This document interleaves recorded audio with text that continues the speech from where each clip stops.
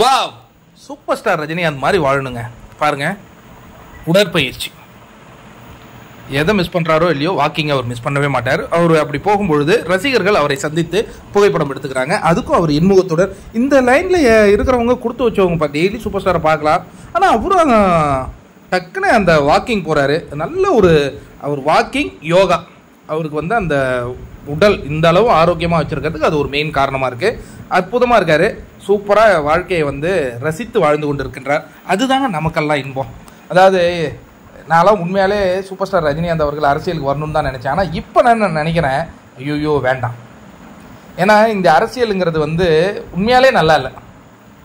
ரொம்ப இப்போ நீங்கள் யோசிச்சு பாருங்களேன். இப்போ விஜய் வந்து ஒரு கட்சி ஆரம்பிச்சு வச்சுருக்காரு, லாட்ரி மார்டின் அப்படின்னு சொல்லி.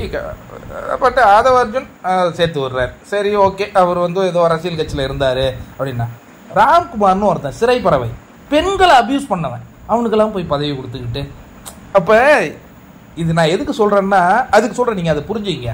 நமக்கு வேணாங்க, அரசியலும் வேணாம், என்ன வேணாம். இந்த மாதிரி அற்புதமான புகைப்படங்கள், ரொம்ப அற்புதமான நிகழ்வுகள் நடக்குதா, அதை பார்த்து சந்தோஷப்படுவோம், மகிழ்ச்சி அடைவோம். நல்லா இருக்கு, இது எனக்கு நல்லா இருக்கு. ஏன்னா இங்கே வந்து நம்ம உண்மையாலே நல்லது செய்யணும்னு நினச்சோன்னு வச்சுங்களேன், மக்களுக்கு அது புரியறதுக்குள்ளேயே அது நேரங்கள் ஆகிடுது. அவங்களுக்கு நல்லது செய்கிறது என்னங்கிறதும் அவங்களுக்கும் புரிய மாட்டேங்குது. அதுதான் அரசியல்வாதிங்க. இன்னைக்கு கூட பாருங்கள், ஒரு பை எலெக்ஷன் நடைபெறுது, காசு தான், காசு கொடுத்து வாங்குறாங்க. இது என்னைக்குங்க மக்கள் உணர்வாங்க? அந்த கோவம்லாம் நமக்கு இருக்கத்தான் செய்யுது.